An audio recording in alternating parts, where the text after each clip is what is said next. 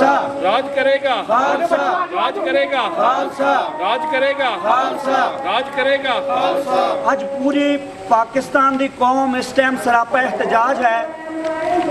अज पूरी कौम पाकिस्तान की इस टाइम सरापा एहतजाज है। सिख कम्यूनिटी कि इंडिया के सुप्रीम कोर्ट ने जड़ा कहा कि तुसी बोले सोने हाल का नारा नहीं ला सकते, तो असी पहले भी कहते सी कि इंडिया जालम है, असी अज भी कहते हैं कि इंडिया जालम है। उत्थे का जड़ा इंसाफ है वो इंडिया पाकिस्तान के वास्ते, उत्थे का जड़ा इंसाफ है और कश्मीरियों वास्ते, उत्थे का जड़ा इंसाफ है वो सिख कौम वास्ते नहीं है। उत्थे का जड़ा इंसाफ, उत्थे की जड़ी अमन दियां तंजीमां, उत्थे की जड़ी कमेटियां सिर्फ बोलदियां ने ते हिंदू हक विच बोलदियां ने।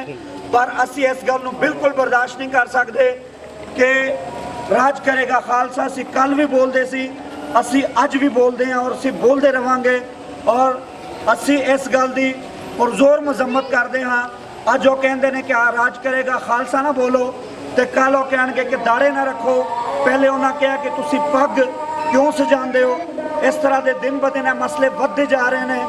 सो मैं अपनी कौम को कहना कि मनजीत सिंह जी के जड़ा बहुत बोलता वो कित्थे है, मनजिंदर सरसा जड़ा बहुत बोलता वो कित्थे है, जड़ा अकाल तख्त साडी सुप्रीम पावर का इस टाइम गद्दार जथेदार बैठा है वो कित्थे है, जड़ा तुम्मा गद्दार बैठा वो कित्थे है, साडा सीएम इस टाइम कित्थे है जड़ा सिखां दे हक च गल नहीं कर सकता।